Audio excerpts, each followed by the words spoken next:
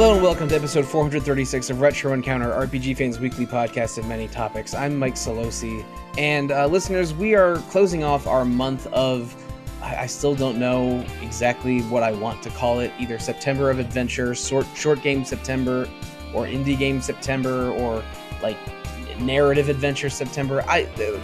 That's not important. What is important is that the third game of this little mini feature that we're doing is about Day of the Tentacle, a 1993 LucasArts adventure game that has a lot of comedy, a lot of silliness, a lot of clever puzzles, and a lot of puzzles I would describe with other adjectives. But who is going to join me on this discussion, on this classic today? They are Jonathan Logan. Hello, all. And Hilary Andreff. Hi, I also have several adjectives for the puzzles. Yeah, Hilary and Jono, the three of us did an Adventure Games month a couple years ago, also in the autumn. I think it was October 2021. Yep. Don't hold me to that. I'd have to go and look it up. But and we played Secret of Monkey Island and the Wolf Among Us and Broken Age in that, which is like sort of three different eras or flavors of adventure games. Mm-hmm. And we did a similar thing this month with three narrative-driven short adventure games of sorts from three different decades. And this is the oldest of the three by far. Case of the Golden Idol was from the 2020s and Firewatch was from the 2010s. But this fits in neatly alongside that Secret of Monkey Island episode we did a little while ago, because this has a lot of the same people involved and a lot of the same, concepts and writing styles and humor and many other pieces involved. And both those games, Secret of Monkey Island and Day of the Tentacle, were sort of a part of a run of remakes and remasters of these games that were received in the 2000s and 2010s. And I can't speak for you guys, but that's how I played this. I got Day of the Tentacle remastered on a sale an indeterminate amount of time ago.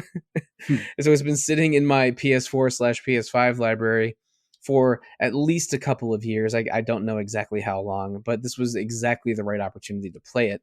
And that was a little bit of an over-explanation. This is my first time playing the game. I know that's not the case for you guys. Jono, how far do you go back with Day of the Tentacle? Oh, God. Technically decades. I guess my major experience with it was... this is a sequel to Maniac Mansion, the really, really classic, like the definitive LucasArts adventure game that really set the mold for every adventure game moving forward.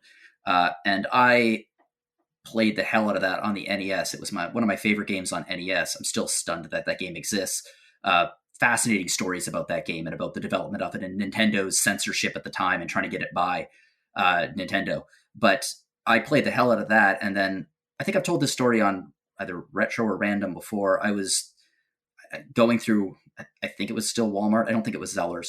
Anyway, there was just like a bin full of like games, and there was the LucasArts Adventure treasure trove, and it had Day of the Tentacle, Sam & Max Hit the Road, and Indiana Jones and the Fate of Atlantis. And I grabbed that and played the hell out of it, and I loved it. And I played it countless times since. It's one of my favorite point-and-click adventure games. It was pioneering in its day for its like the talkie, if they were called talkies.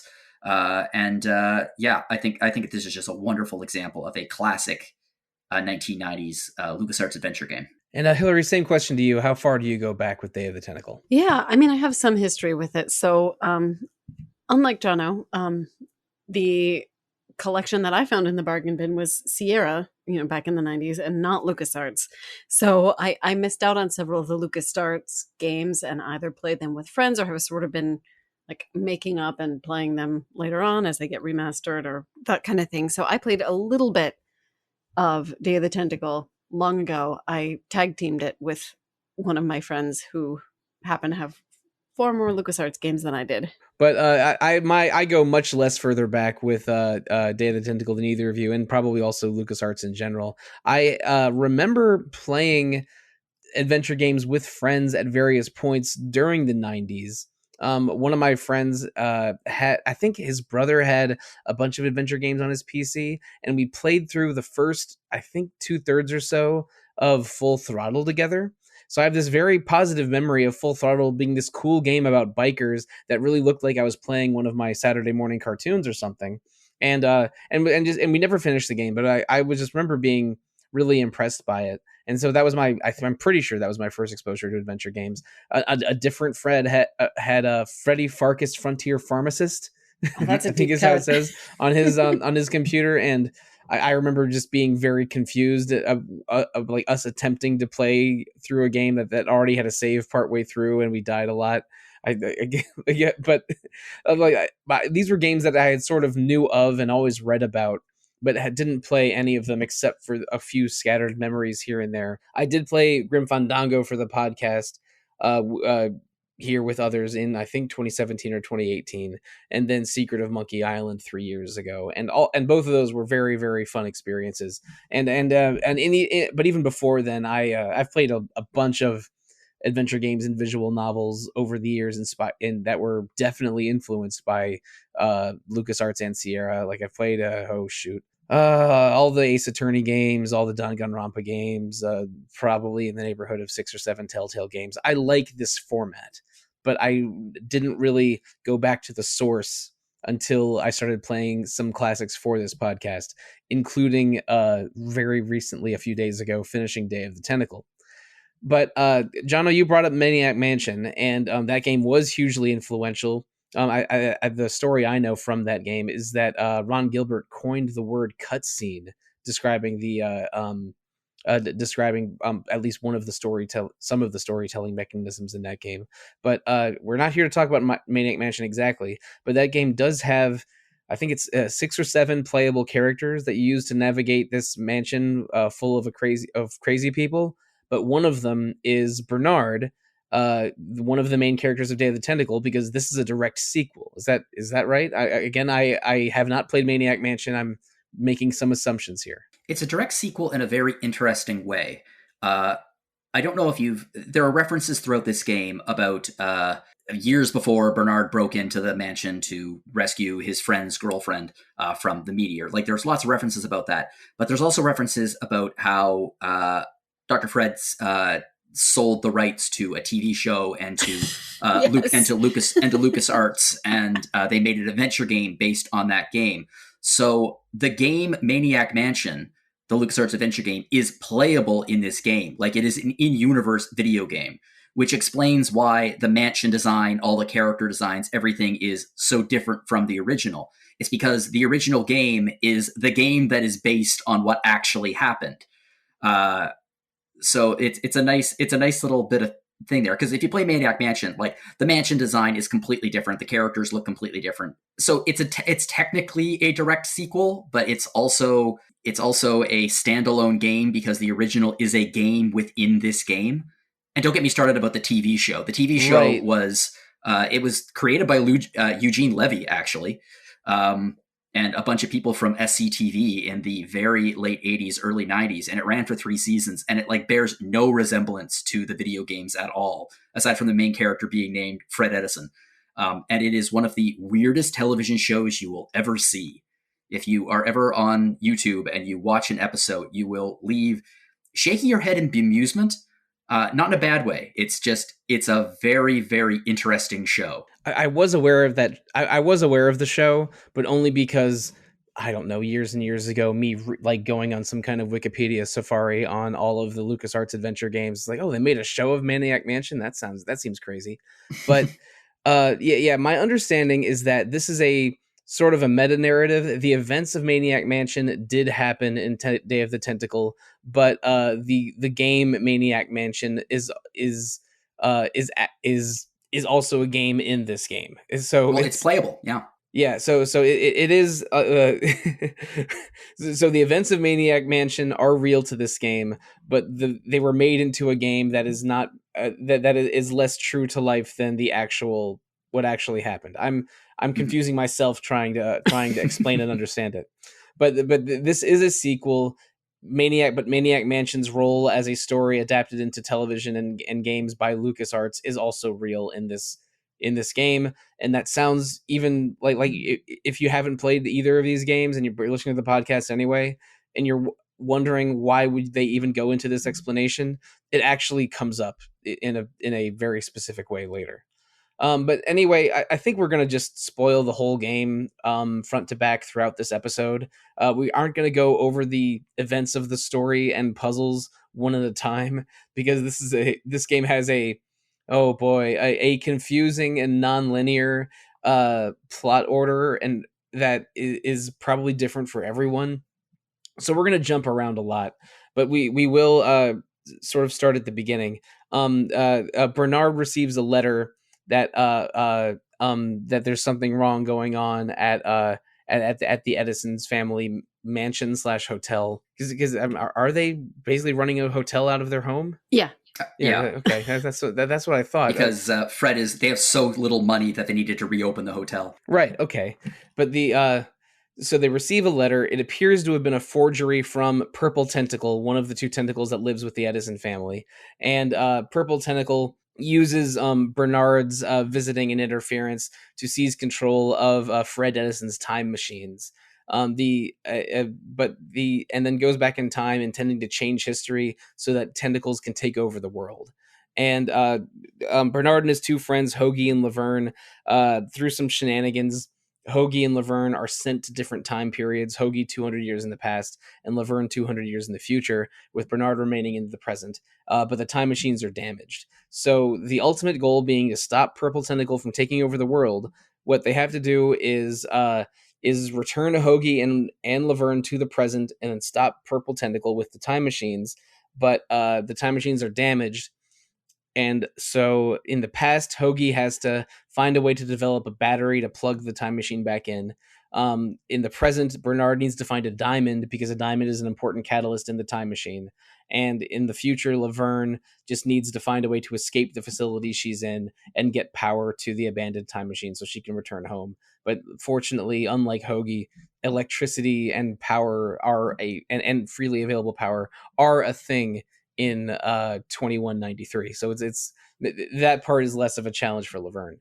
But those sort of three parallel stories / scenarios are going on, and because of the way the time machines work, they resemble porta-johns, and you can, even though they aren't fully functional right now, you can transport items between the different time machines, inorganic, inanimate items, by flushing them through the porta-john toilet. So they use that as with some toilet flushing sound effects to very amusingly explain why the three characters, despite being in three time periods, can freely share items between their inventories. It's a great moment when he first does it. He flushes it down the chronojohn and he says, "Wow, you really flushed it." And it's just like a weird, funny line reading. And this game is full of those. Yeah, this game is almost entirely fully narrated and or voiced. There is some like a lot of item text and a lot of things that are like maybe shortcutted a little bit, not in a bad way. Like Bernard will make that "you really flushed it" comment the first time, but then you won't hear that every time you share items, but you might still hear a flushing sound effect once in a while. So the sound design and voice work is very thoughtfully made, especially for a 1993 game. And I think most of the audio was preserved for the 2010s remake. So it's all of it, yeah. So and in the remake, you with one button you can switch from like original pixelated view with the whole set of verbs and actions on the screen for you, to a more modern version with much cleaner visuals and it uses a verb wheel. Actions are represented in a wheel of verbs that with individual clicks. So the remake lets you switch between either version, but the audio is basically the same and the writing is identical. If they made any changes between them, I'm sure they're small, and I'm not aware of any. There was some remastered music, but I think that was it. And anyone keeping track in the Coke Pepsi LucasArts Sierra, I absolutely definitely have to give it to LucasArts for voice acting. This is not a bunch of developers just voicing lines because they want to voice over in the game. It looks like even in the original, like it was a very thoughtful audition process. They wanted it to sound really good and have as professional voice acting as they could get. So, and that really comes through. Yeah, I mean, going back to my memory sometime in the mid 90s playing Full Throttle with my friend, it really looked like I was playing a living cartoon with my friend. And the sound effects, which are very cartoony but very present and good, and the good voice work is like, they really tried to make this like a living cartoon in a way that I think works for all of the LucasArts games I've played. My headcanon now is that Hoagie somehow finds a way to like become a biker in Full Throttle at some point. Yeah, you can really see Tim Schafer's love of heavy metal and biker culture in that. In this game. Yeah. There's even like when Hoagie is suggesting designs for the American flag, he even describes the surrealist the surrealist film heavy metal, the naked lady on a bike or something. Yeah. And maybe this is gonna sound crazy. One of my favorite jokes in the whole game is. The two of my favorite jokes in the whole game are basically the same kind of joke. One time, I was idling in Hoagie's section of the game, and he reaches out of his pocket a Subway sandwich and eats it because it's just an idle animation of his. And then then I got a PSN trophy pop up and said that was just goes, isn't that like cannibalism? Yes. And then much later, Hoagie helps Ben Franklin with a lightning experiment, and Franklin says, Ben Franklin says something along the lines of, "Thanks very much, young Hoagie. I shall go to Philadelphia and name an invention of mine after you." And that makes me think it's like, oh yeah, in Philly they call sub sandwiches hoagies with the very particular O that's it's in like, you know, Baltimore and Philly people. But it's yeah, so like there's the jokes are very specific, but most of the time very funny, and ultimately reflects the senses of humor of these of these LucasArts weirdos from the time. Well, you can really tell that from, well, first off, the art style, which is very Chuck Jones inspired. But also, one of the coolest things about this playthrough for me was, because I played the game so many times in the past, like I didn't need a guide. I know that guides are very important when you play this game nowadays, but I just have all the puzzles memorized. So I turned on the audio commentary tracks. Yeah, and listen to those. So I actually got to pick up a few little new pieces of information that were really interesting. I mean, one of the things is this game was the first fully voiced LucasArts game that was released on release. But one of the things that Tim Schafer was talking a lot about was that before this, and even for this game, they would design the game, they would write the game, and they would be able to change jokes on the fly and rewrite and do whatever they wanted, essentially, on the fly, because there was no audio recorded. They didn't have anyone in the studios. They didn't have things locked in place. So like up until like the week of release, they could put new jokes in the game if they wanted to. And with this release, that culture at LucasArts, or I guess Lucasfilm Games, changed, because then they started to, fully the talkie games, and they had to lock the jokes in early. So I thought that was an interesting little piece, that this is kind of like Day of the Tentacle is a bridge between the classic LucasArts adventure games like Maniac Mansion and Monkey Island, and the future ones that came out a few years later, like Sam & Max, Full Throttle, that kind of thing. Mm-hmm. Yeah, that's almost unthinkable, not having to record the audio until days or a week before the game comes out. That is insane to me, because I mean, you hear stories nowadays of games or animated films coming out, and the celebrities that voiced characters in them like forgot that the project even occurred because they had to record the audio 4 years in advance or something crazy. Yeah, but that's because I mean modern sophisticated animation has to have the character like mannerisms and mouth movements and everything match dialogue perfectly. But that's definitely not the case in a game, in like a 1993 game. No, and it's it's an interesting point of view. Looking at Tim Schafer, who, I mean, this was Tim Schafer's very first game as a director, and he shared it. He did it with, I think, Dave Grossman. Yep.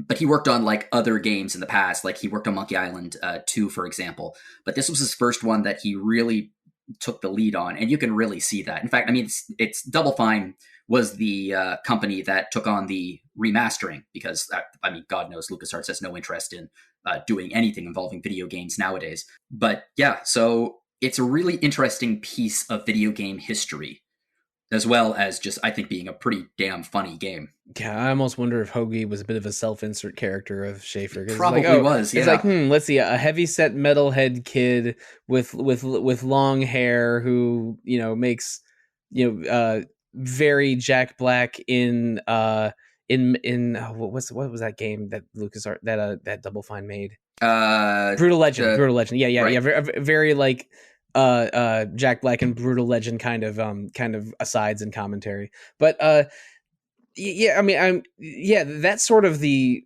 vibe of this game and the development environment of this game. And we mentioned what the sort of story thrust is at the beginning, but the puzzles, the way you get there by having these three teenagers navigate these three spaces, which is the same hotel in three different centuries. The way you get there, sometimes I was in the middle of doing puzzles, and I sort of knew what I had to do. Like pretty early on, you find blueprints for a battery. And I'm like, oh, Hoagie needs that. So I'll send that to Hoagie. And I had it in my head, Hoagie needs to find materials in the 18th century to make a battery. But the process of getting there and me, doing everything from tricking Betsy Ross into redesigning the American flag, like trying to talk a horse to sleep so I could steal its dentures, tricking George Washington in that a kumquat tree was a cherry tree so I could cut it down, blaming a house fire with smoke on John Hancock being too cold. Just a lot of the stuff that I was doing made me really lose sight. It's like, oh yeah, I'm supposed to try to build a battery. What on earth? Why on earth am I doing these things? And I know because there's sort of situations being presented in front of me, it's like I need to do something to affect this. And I'm pretty, and I have an idea of what items might be used for this. Like and this is not true in just Hoagie's section. This is all three sections. Like the puzzles really, really seem out of left field and unrelated until everything comes together at the end. And it does come together at the end.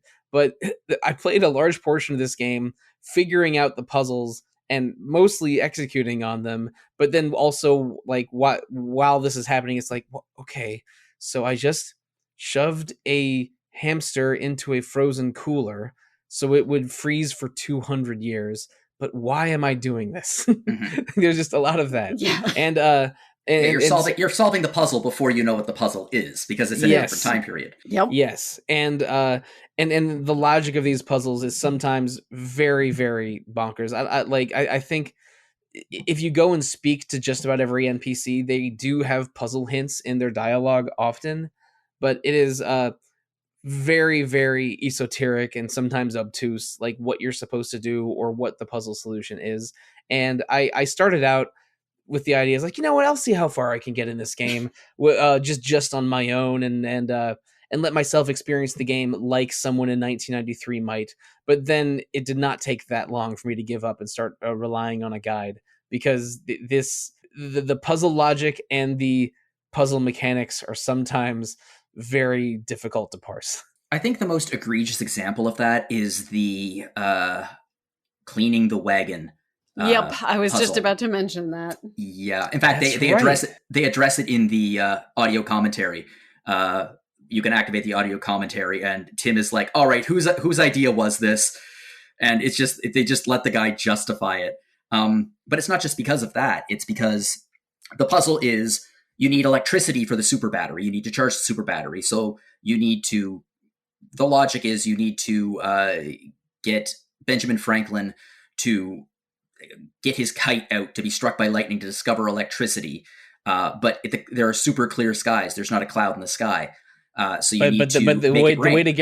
The way to guarantee raining happen, it's like, oh, you need to do it. You need to, it's almost like an old stereotype. It's like, oh, of course the day that I want to wash my car is the day that it decides to start to rain. So it's like peak 90s. Yeah. So that is definitely a 90s dad joke. It's like it's like the way to summon a thunderstorm is just try and wash your car that day. Har har har.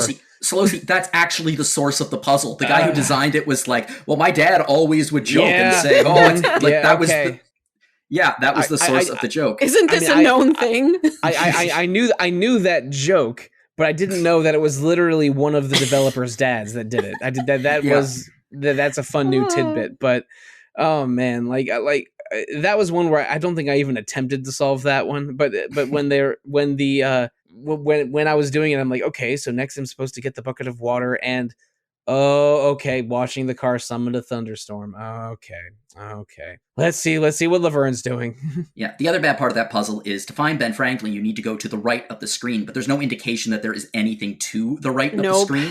So you don't even know that Ben Franklin is there. I think, well, I mean, don't you come from your Chronojon, which is further to the right? You do, but you then take but not the field zone. Right. There's a field area that's sort of the Chronojon's like to the right and then up, and the field is further to the right. Yeah. And it's just a moment where you like, not only do you not know what the solution is, but you don't even know that there is a different location where you have to go. That is a puzzle that I don't think works particularly well. Funny train of logic, but like if you can't find Ben Franklin, then you don't even know the puzzle's there, because you can't, like, why would you wash the completely filthy wagon if you don't need to? And there's no NPC in the hotel that tells you maybe you should wash the carriage or something, like nothing like that, or even say something like Ben Franklin is out back flying a kite, like something like that. I mean, but despite that, there are some, I think, bad puzzles in this game, but I think there are also some absolutely ingenious puzzles in this game that are not just like smart, but also are genuinely some of the funniest jokes I think are in video games. I think that, okay, so Laverne goes to the future, and it's a dystopian future where tentacles rule and humans are treated as pets. And you are locked in essentially you're locked in a kennel. And the only way you can get around is by asking your warden, I need to go to the bathroom. And then he takes you outside. Or you tell him you're getting sick, so he takes you to the vet. These are the only two ways you can get out of your cell. And you need freedom of movement. So inside the doctor's office, there is a anatomy map of a tentacle. So you take that, then you have to go back to your kennel, and then you have to say, I need to use the bathroom. You get put outside so you can put the anatomy map down the chronojon. You send it to Hoagie. Then Hoagie replaces the plans for the United States flag with the tentacle anatomy map. And then the American flag in the far future is transformed into a tentacle costume.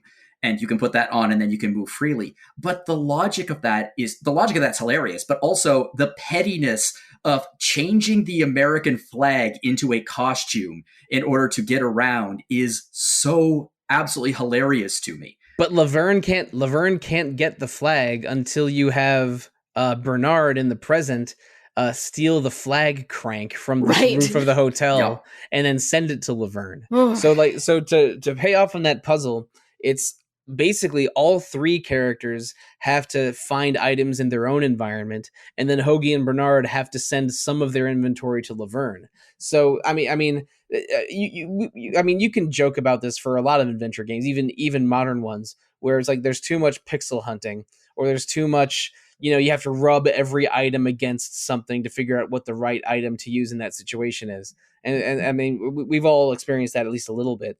But for this one, you have three inventories and three environments that you have to keep. Like, again, if you're not using a guide, you have to. It's just even more dimensions to what items you need for particular puzzles, and it's not always clear. And I think that's a weakness of this game. This game is very funny. The writing is funny. The situations are funny. The fact that I think the part of the human show, because again, there's a human show in the future segment, which is like a dog show but for humans, is you need to win the human show so you can get access to prizes that will scare away two of the guards. One for the grandfather clock and one in the sort of human kennel area. But the end game of that is just getting the guards away from their posts, sort of. One of them is more involved. You have to trick the guard into thinking a cat is a skunk by getting some paste from the present, and then like planting it for the cat around the cat with a squeaky mouse toy from the past, so it accidentally gets the white paint from the fence on its back. It's some Pepe Le Pew, Penelope the cat accidentally turning into a skunk nonsense. I was going to say that is a direct Looney Tunes reference. And one of my favorite little tidbits that I learned, if you don't mind me adding it really quickly, is that I guess Jones actually came into the studio at one point to kind of look at some of the animation and look at the game in progress, which I thought was really neat. I did notice that he was in the credits. Yeah, I did notice he was in the credits. But I didn't know what extent he had in the process. And listeners, Chuck Jones is a legendary animator with Warner Brothers, who is one of the co-creators of Bugs Bunny, Daffy Duck, and many, many others. There is such an exceptional Warner Brothers slapstick sense of humor. Like, I think in my mind, the funniest puzzle in the game is, in terms of slapstick comedy, is Fred Edison is essentially kidnapped by the IRS for failure to pay taxes, and he's locked in a room up in the attic, and he is wrapped up with red tape. So you need to be able to get him out of there. It turns out that there is a mummy holding a bird bath on the ground floor just under it. So you need to spray paint the dummy red, and then you need to wrap a rope around the dummy and get up to the top of the roof and throw the rope over top of a pulley to get him up there. And both times it ends with Bernard ending up face planting into the pavement 3 stories down. Making the Bernard-sized imprint in the ground is very, very Looney Tunes. Yes, it's very, very, Looney Tunes, and I think it's hilarious.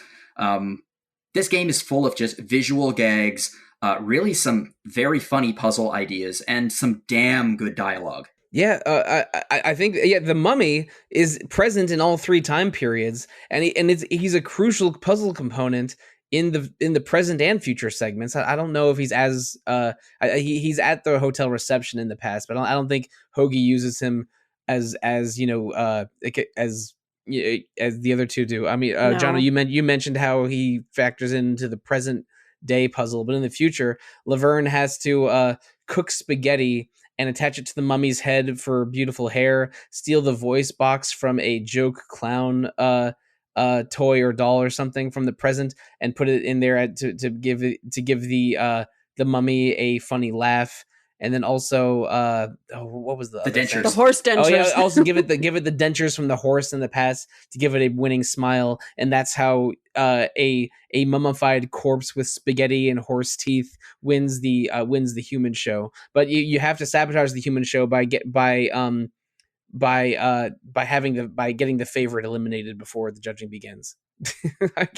These are real things that happen in this video game. And isn't the mummy like actually supposed to be some like ancestor of the Edison? Yes. Okay. Dead Uncle Ted. It's dead Uncle Ted Edison. Yep. And he's in Maniac Mansion too, again as a puzzle component. Yeah, he's in the original Maniac Mansion as well. He's you open a shower curtain and there's just a mummy in there with no explanation. All right, is Maniac Mansion on Steam? Let's get this. It's in the game, Sollosi. If you go into Weird Ed's bedroom, he has a computer in there. If you use the computer, you can play Maniac Mansion. Oh, okay. The entire game is in here. And if I'm not mistaken, that is it was a very, very early instance of like a developer of a full game within a game. Yep. Yeah. Okay. So Day of the Tentacle walked so that every single Yakuza game could run. Yes. A little bit, yes. And there are some references that are great in this, like the hamster. All the stuff with the hamster, God. For example. When you steal Weird Ed's hamster, it turns out that's the second time you've stolen a hamster from him. Yeah. They mentioned that there was I assumed there was a hamster related puzzle in Maniac Mansion after reading that. Oh, was there? In the original game, you steal the hamster and you have a bunch of stuff to do with the hamster, but there was a thing where Razor, a hard rocker character in that, could put the hamster in the microwave and blow up the hamster. You could murder the hamster in the microwave in the original Maniac Mansion. And that's why when Laverne puts the hamster in the microwave in this game, she specifically says, "This is a microwave from the future. The hamster is not in danger. People who actually put hamsters in microwave are taken away from their parents, so don't do it." It's a nice moment of just like, oh yeah, people were pretty upset about that, weren't they? So that's why they had to replace Razor as the sort of metalhead character in this game. She was supposed to be in it. It turns out that originally there were going to be 6 playable characters in this thing. Oh. Yeah. Huh. There was Razor, there was another hippie girl, and there was a beatnik poet. And then the beatnik poet's character design became the character design for the Edison twins in the past. The sculptors, yeah. Oh, I see, yeah. That makes sense. It's wild to me how much a left-handed versus a right-handed hammer can affect a work of art. Right. such a stupid joke, but it's funny as hell. It's a rough joke. Okay, that's another one. That's one of the first times I think I really needed to use a guide to figure out what happened going on. It's like, well, I have this left-handed hammer and these two twins, and it's the first of several puzzles where swapping in identical looking objects is a crucial component. Mhm. But yeah, I want to keep reiterating, if it sounds like I found this game like a little groan inducing or frustrating at times, it's only because I think that I think this game is very, very funny and cool. It's just like, oh man, how did anyone play this back in the day without the without some form of guidance? Because I truly think it would have, like, if I had this in a room with no internet and but otherwise the tools to beat the game, I think this could have taken me weeks. Oh yeah. I mean, honestly, the answer to that question is, well, we had less to do. Tons of time. Also, I think it was a collective effort. Like for a lot of them, at least when I played during that time, I was asking other people. I'd occasionally find, like the friend who liked LucasArts, or like a few other people around, and you could kind of share knowledge. Also, like, I played it in 1995 or 6, I think. So like the internet existed by that point in a very primitive form. So it was not impossible to find out the answers to these puzzles. But Sollosi, like, if you're thinking about playing Maniac Mansion, be prepared for some very obscure puzzle design that makes this thing look just like the most logical. It's a flowchart of logic as compared to Maniac Mansion. I believe you, but I guess it's sort of going back to things like, man, how are TV shows like the Beverly Hillbillies how do they become so popular? It's like, well, there was 3 channels. It's kind of the is kind of the attitude from back then. I mean, now my problem is I have way too many video games to play. I guess if I was playing adventure games in the 90s, I would have had the opposite problem. But yeah, I mean, I don't doubt you, and I encountered some of that like hyper specific game logic with Grim Fandango and Secret of Monkey Island. But I mean, when you're confronted with it in the wild, it doesn't make it any less insane. No, it doesn't. Like the frozen hamster, a lot of stuff with the dog show. Just the fact that I needed that one time period has a flag crank and the other one doesn't. Just little things like that makes it I feel like it's almost maybe the best way to play this, and this is this is a big generalization. Is like, maybe I should just go take turns going with all 3 characters and just pick up every damn item I possibly can, and then get my inventory completely loaded for all 3, and then start swapping items and just figuring out what keys go into what holes, because it's.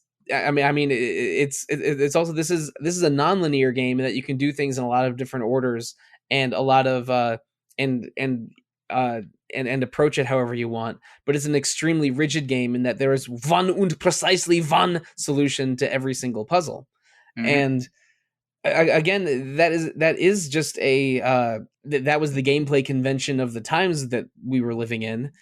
And this game has a great story and great visuals and audio, and I say great story. I mean, just really, really funny writing. Yeah, and all these things going on that I can tell why it's a beloved game that with cult popularity lasting to this day. But I don't know. I just, while I was playing it, especially in the second half, I was just thinking to myself the whole time, it's like, I never could have done this 30 years ago. This would have been impossible for me as a 7-year-old in 1993, or even as a 17-year-old in 2003. But these again, like I respect the hell out of this game. And I enjoyed playing it, but I know for certain the next time I try an adventure game of this era, I'm going to have a text guide on my phone in the other hand. That's just how it is. I think some of the more obscure puzzles and problems with gameplay, it's so funny because it's difficult sometimes to look at things in retrospect. This wasn't just like an earlier adventure game, and it was a stepping stone between the 2 eras of LucasArts. But it's easy to forget that it was also Tim Schafer and Dave Grossman's very first game as directors. Now, they got so much right. This is a classic game. But I honestly think that some of the more obscure, weird puzzles and things that don't quite make sense really could be chalked up to their inexperience as directors. And clearly they evolved. I mean, Tim Schafer is considered to be one of the greatest game directors of all times, especially when it comes to adventure games. And if you play a more modern game like, well, literally Broken Age, if we want to refer back to that episode that the three of us did years ago, the puzzles are considerably tighter and more logical. Like the logic flowchart is a lot clearer. There are still some puzzles that make you go, what the hell? But the logic flowchart is much clearer than it is here in Day of the Tentacle. And also in those games, there'll be dialogue hints like even in Broken Age, when you're in some areas, like just speaking to the NPCs around will refer to maybe something you can do in another location. Mm-hmm. There's more carrots on sticks. Yep. And more breadcrumbs to keep using, to keep using food metaphors for what to do for specific puzzles. And there's some of those in this game, but not enough to explain most of it. Yeah, and it's so interesting because, like, thinking of this versus Broken Age, you have almost an identical means of switching between the two characters, right? But in Broken Age, like, it was so much clearer. Like, I pretty much didn't bother switching until I knew exactly what I needed to do. And there was always that point where I was like, okay, now I need to be Shay, or now I need to be Vela. And Day of the Tentacle, it's much more like, okay, which items do I need to? Okay, back to the Chronojon. Okay, Yeah. I gotta look around the past. Yeah, but Broken Age is much more like two related adventure games in one, where what you do in one path really doesn't have a lot to do with the other, at least not till the second game. Mm-hmm. But this one is so tightly connected in terms of cause and effect, which makes sense because it's a time travel game, and that's what time travel is all about: cause and effect. Yeah, and the concept of things in the past and present periods affecting the present and future periods is implemented several times very nicely. Another one of my favorites is putting a flyer for a vacuum sale into the suggestion box for George Washington and others writing the Constitution. All basements should have a vacuum. Yeah, and George says all basements should have. Yeah, he says, all basements should have a vacuum. I guess we'll make that the First Amendment now. And that's how you get a vacuum in the basement of the future, so that when you get the two guards out of the way and you get down to the basement with your hamster, but the hamster runs away into the mouse hole, you can suck the hamster out of the mouse hole and put it in the generator so we can run the hamster wheel, but only and you can get power to your Chronojon, but only if you steal the extension cord from the hotel room in the present. And fortunately 200 years in the future they use the same kind of triple pronged extension cord. Of course. What are they? They're usually called consent plugs, I think. But it's that's one tiny thread of dozens in this game. Oh man. It's so petty. I love it so much that, like, to solve this stupid puzzle, you need to vandalize history to the point where you put a stupid amendment into the Constitution. No, I just, it's so petty that it's the pettiness of classic adventure game logic, like where you just randomly hurt people because you need to do something, and taken to an extreme, historical extreme. I don't remember the exact line, but at the end of the game, when the day is saved, mostly, Fred Edison will say something like, "Well, I'm glad that everything worked out and history hasn't changed forever." And then the final scene over the credits is the tentacle-shaped flag waving in the breeze. The American flag is still that design. Is now like a tentacle costume that resembles a sleeping bag. And everything's back to normal. And it's so funny because, like, looking at some behind-the-scenes stuff, they knew they wanted to do a time travel game, and it sounds like part of the reason they chose that kind of like founding fathers sort of period is because they were very aware of that kind of like adventure game protagonist, like, I will do what I need to do, I'll alter whatever to achieve my ends, and they thought it would be taken to a hilarious extreme, like with the founding fathers and all of that, and so that's why they chose that time period, or at least one of the reasons.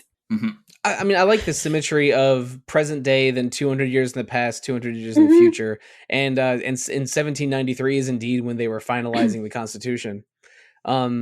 So again, this is a good game. I think I did laugh a lot playing it, but the thing is, I just feel like parts of it are borderline unplayable because I did not have that those years of adventure game logic stamina built up to prepare myself for this.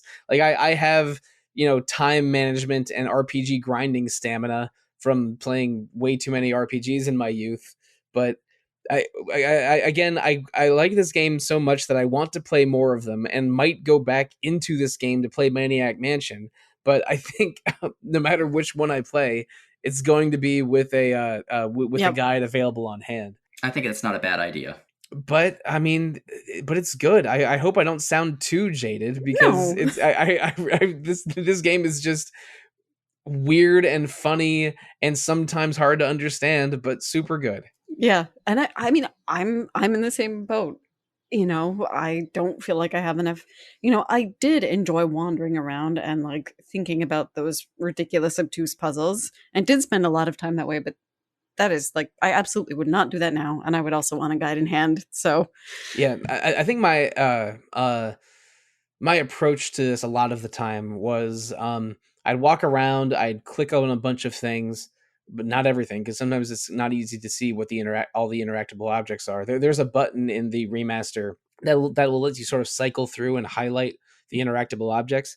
But I would go into a room, click on a bunch of stuff, and then go, all right, what the hell am I supposed to do here? And then check the guide. That was a lot of my later part of the playthrough. Out of curiosity, what are your favorite puzzles? Oh man, I do like the kumquat tree into a cherry tree thing, and then the way to get George Washington out there is to taunt him and say, "I bet you don't have it in you anymore. You couldn't cut down a cherry tree if your life depended on it." And then he goes, "Well, I'll show you." And then he takes care of it. I liked that. I liked the Betsy Ross tentacle flag, and what else is there? She's so harried and so over it. Yeah, she's just like, whatever. I'm just doing the next one. I don't care what it is. Put the pattern over there. Yeah, I'll say the Betsy Ross flag and the and manipulating George Washington into cutting down a kumquat tree. Okay, I've got one too, and it is definitely like giving the doctor decaf versus regular coffee at different points, based on whether you want him to be asleep or awake. Yeah, I that's a brilliant puzzle. That's right. And because he forgot the combination to his safe, but his subconscious mind knows it, so he'll only open the safe when he's asleep. But you have to record him opening the safe when he's asleep so you can slow it down and see the combination being done. He's so stressed over losing those royalties. But then if you put those royalties in the mail 200 years ago, they'll be mailed to the LucasArts of the present day. They'll put $2 million in the Edison bank account, which Bernard will immediately steal and spend on a diamond that you need to reactivate the time machine. Yeah, I think that puzzle also has my favorite line in the entire game, which is once he is asleep and you rescue him from the IRS and stuff, he's asleep on the floor, and you have to put a funnel in his mouth and pour the hot coffee down his throat to wake him up again. But if you choose to use the decaf again, Bernard says he's already unconscious. Decaf might kill him, which I just God, that's oh, that reminds me of one puzzle in Full Throttle that I think took us an hour and a half to solve. You have to put a funnel and a hose into a guard's bike into a gas can to get the gas that you need for your bike to leave. But for some reason it took us so long to figure out the exact way to put the hose in the fuel pipe. It's like, oh man. I just think it's hilariously funny that the developers of this game have such a low opinion of 1990s decaffeinated coffee that they just are constantly making fun of it throughout the whole game. Not that decaf coffee is particularly good, but that line just always makes me laugh. It's a really good delivery. Yep.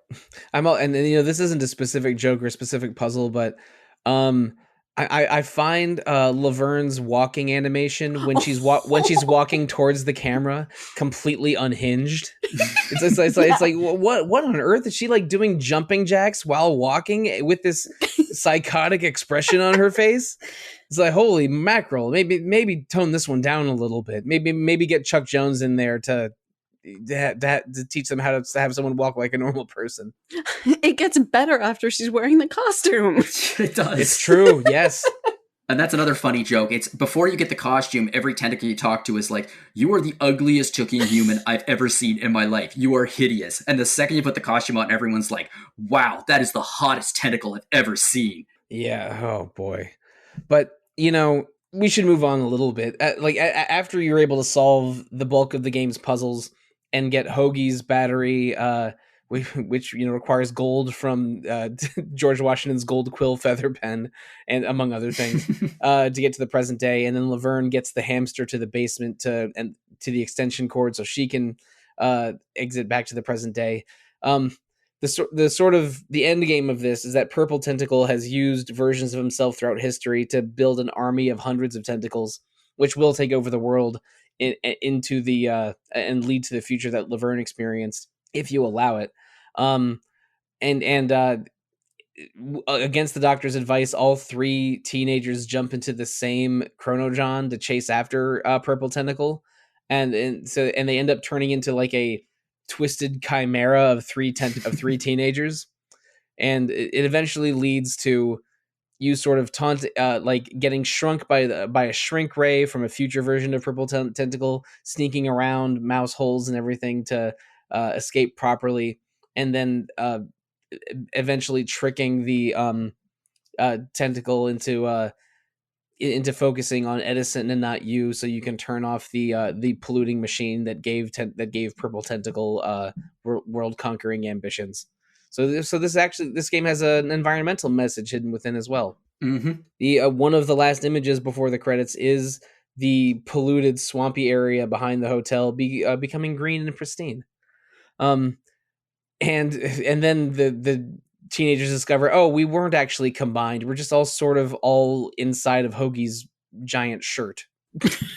And they three idiots in one piece, one set of clothes. Yeah, so they climb out. Everything seems good, and then they pull over to the flag, the Betsy Ross flag, still being a tentacle. There's so much about this game I love, and there are so many things that I play it and I'm like, I think this might have been a thread that was dropped. Like the character of Green Tentacle, who is again a character in Maniac Mansion, is Right. like serves no purpose to the plot whatsoever. None. He's just there.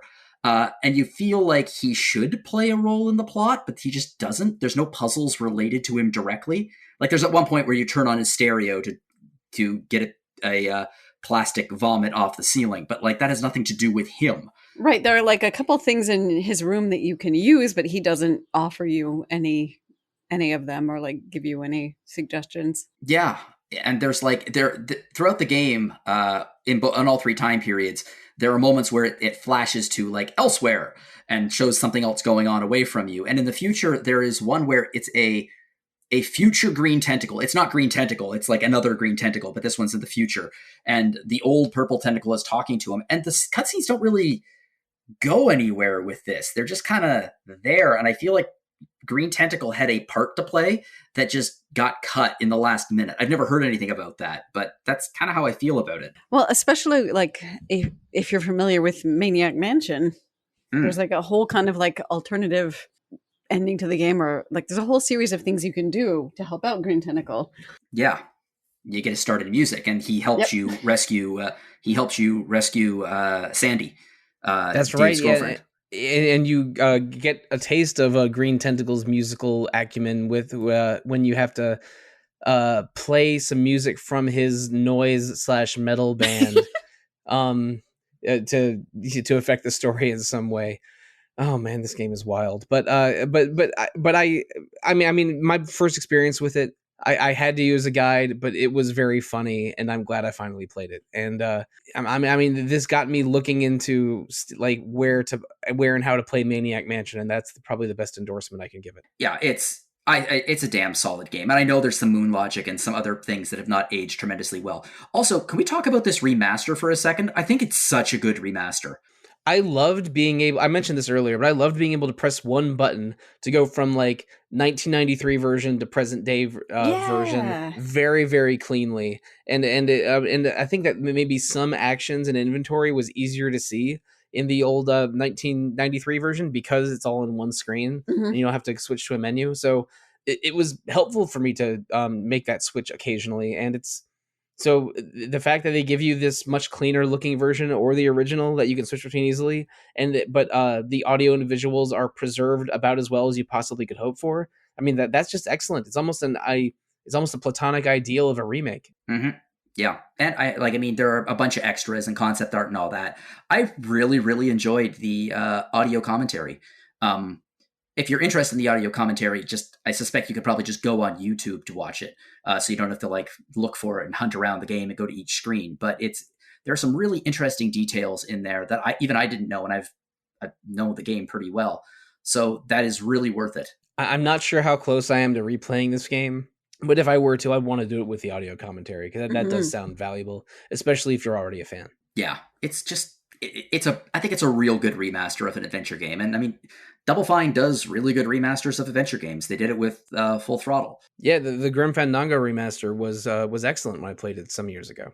Yeah, I mean, it's Tim Schafer, obviously, but it's kind of amazing that his relationship with LucasArts to this day is still strong enough that they will let him go back and remaster his old games with his new company. I mean, there are a lot of game companies that would never let anyone do that. Yeah, well, LucasArts is sort of in the giant Disney umbrella right now, and I think Disney's current strategy, Bob Iger wants them to get into more video games, but for the most part, they're content to allow trusted developers to handle Disney IP like Star Wars and others, and just go to town.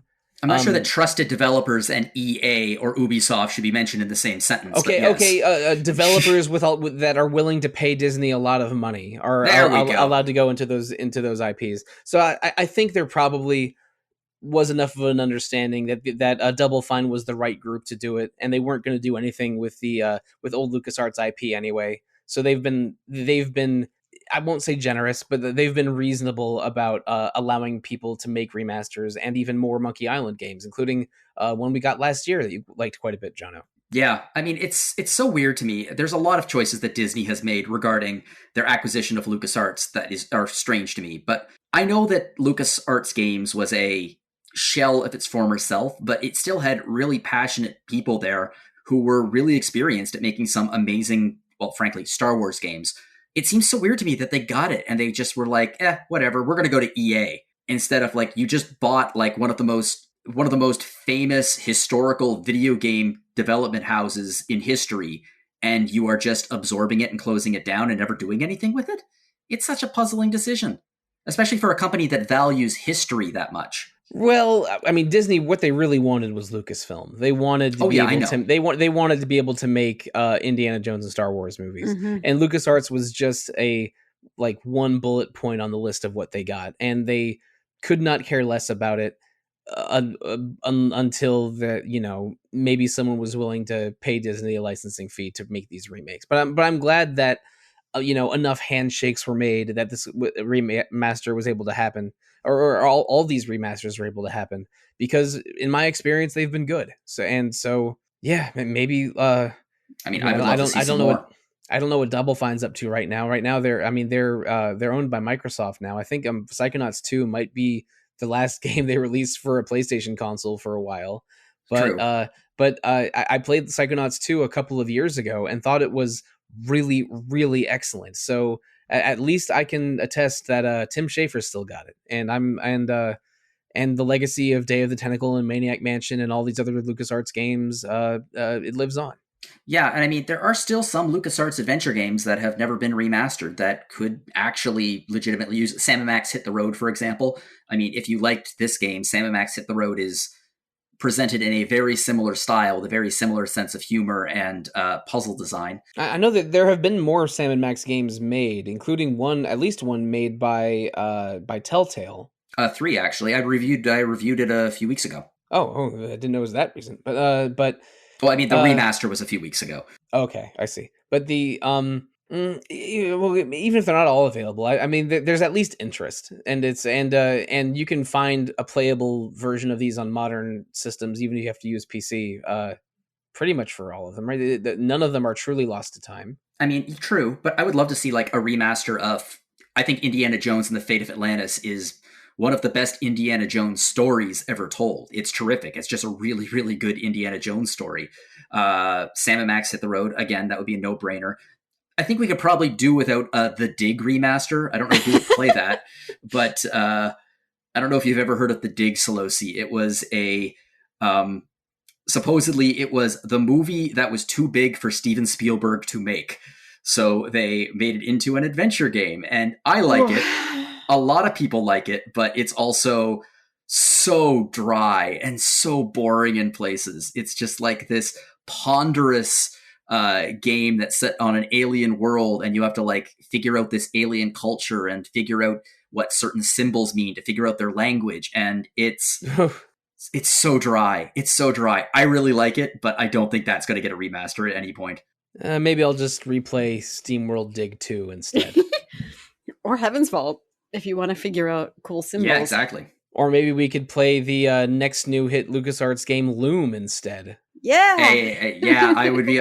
Hey, look, you ever want to play Loom? I'm down with playing Loom. It's a point-and-click adventure game based around music. Okay. Now, if I'm getting into the Loom advertisement hidden in Secret of Monkey Island, and we're talking about the best and worst applications of the LucasArts IP from the Disney Corporation, maybe we're near the end of the episode. But listeners, thank you so much for joining us on this journey through Day of the Tentacle, which is about a day or 2 days over 400 years. And thank you, Jono and Hilary, for joining me on this as two LucasArts veterans. Like sort of smiling and nodding at a frustrated newbie like me trying to get through this game. No. But it was but I mean, Day of the Tentacle is good, and I'm sure listeners, if you're listening to this episode, you've played it or at least are a little familiar with it. And maybe if you haven't played it and are listening anyway, maybe you're 1% closer to playing it. But talking about a game that I have not played, but I'm getting increasing pressure to play it eventually. Next week, we're doing an episode on Final Fantasy XIV Endwalker, the 2021 expansion to Final Fantasy XIV that is very, very loved and celebrated within the FF14 fans. This is not the most recent one because Dawn Trail launched earlier this year, but we decided to maybe update our Final Fantasy XIV oeuvre on Retro Encounter because, again, a lot of people like Endwalker, and it was not hard finding a few people excited to talk about it.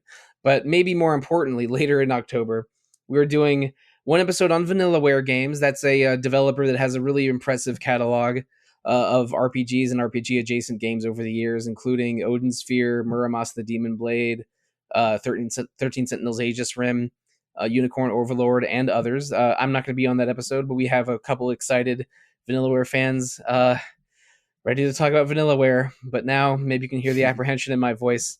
After those 2 episodes, we are doing a pair of episodes on Kingdom Hearts 2 in October. That is a game that I have been avoiding deliberately for many years and have not played a single moment of it other than maybe watching videos here and there until earlier this weekend when I started it for the first time. And let me tell you, in 3 weeks from now on those episodes, I will have some thoughts and be prepared to share them. Is it everything you hoped for? No comment until the podcast. You ain't getting this for free. Well, they are, but yes, also. Correct. You aren't getting this for free, but we're working for free. But listeners, if you want to message us with comments on Day of the Tentacle or LucasArts or Indiana Jones or Vanillaware or Kingdom Hearts 2 or I don't know, or the 1980s heavy metal animated film, you can email us retro@rpgfan.com, or also find RPG Fan on Facebook, Instagram, Threads, Twitter, Twitch, YouTube, Discord, and many other places, always as either RPG Fan or RPG Fancom.